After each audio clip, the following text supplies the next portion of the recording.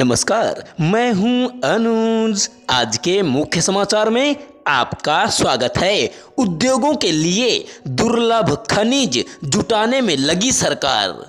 भारत सरकार ने इलेक्ट्रिक वाहनों से लेकर सौर ऊर्जा और सेमीकंडक्टर जैसे अत्याधुनिक प्रौद्योगिकी आधारित उद्योगों में आत्मनिर्भर बनने की नीति को आगे बढ़ाना शुरू कर दिया है। इस काम में सबसे जरूरी होंगे दुर्लभ खनिजों की उपलब्धता सुनिश्चित करना। इस क्रम में एक तरफ विदेशी सरकारों से प्रधानमंत्री, विदेश मंत्री और उद्योग व वाणिज्य मंत्री के स्तर पर बातचीत की जा रही है, तो दूसरी तरफ खनन मंत्रालय घरेलू दुर्लभ खनिज नीति बनाने जा रही है। खनन मंत्रालय ने नई दिल्ली स्थित विदेशी राजदूतों व उद्योग जगत के प्रतिनिधियों के साथ एक बड़ी बैठक बुलाई है। सरकार ने नवीकरणीय ऊर्जा, संचार क्षेत्र में मैन्युफैक्चरिंग और बिजली से चलने वाले वाहनों के क्षेत्र में बड़ी महत्वाकांक्षी नीतियां बनाई हैं।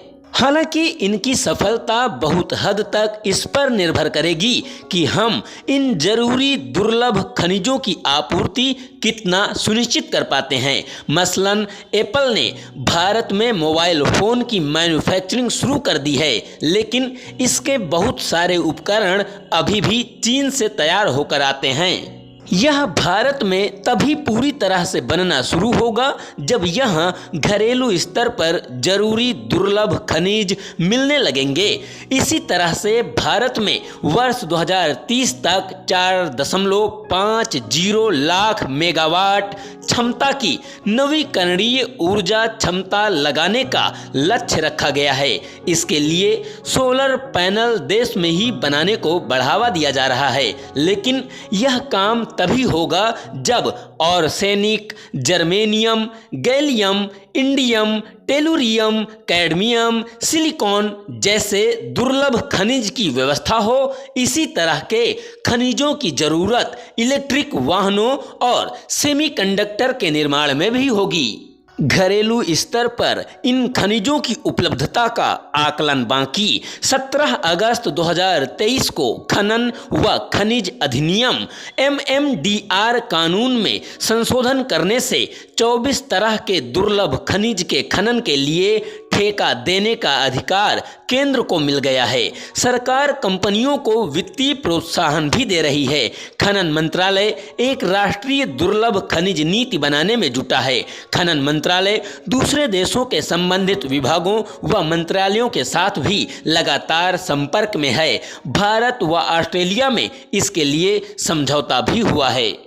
भारतीय कंपनियों को तेजी से करना होगा फैसला। ऑस्ट्रेलिया। भारत में ऑस्ट्रेलिया के राजदूत फिलिप ग्रीन ने पिछले दिनों बताया था कि दोनों देशों की सरकारों ने लिथियम से जुड़ी 2 और कोबाल्ट से जुड़ी एक परियोजना का चयन किया है, जहां हम साथ काम करेंगे। ये इलेक्ट्रिक वाहनों के निर्माण में काफ़ी ज़रूरी हैं। ऑस्ट्रेलियाई लिथियम का सबसे बड़ा और कोबाल्ट का तीसरा सबसे बड़ा उत्पादक देश है। मैं चाहता हूं कि भारतीय कंपनियों को ये खनिज मिले, लेकिन उन्हें तेजी से फैसले करने होंगे। ये होते हैं दुर्लभ खनिज। अगस्त 2023 में खनिज मंत्रालय की तरफ से गठित समिति की सिफारिशों का आधार पर भारत सरकार ने 30 खनिजों को दुर्लभ खनिज घोषित किया था। इन्हें रणनीतिक खनिज भी कहा जाता है। ये हैं antimony, beryllium, bismuth, cobalt, copper, gallium, germanium, graphite, hafnium, indium, lithium, molybdenum, niobium, nickel, PGI, phosphorus, REE, rhenium, silicon, strontium, tantalum, tellurium, tin, titanium, vanadium, zirconium, selenium और कैडमियम।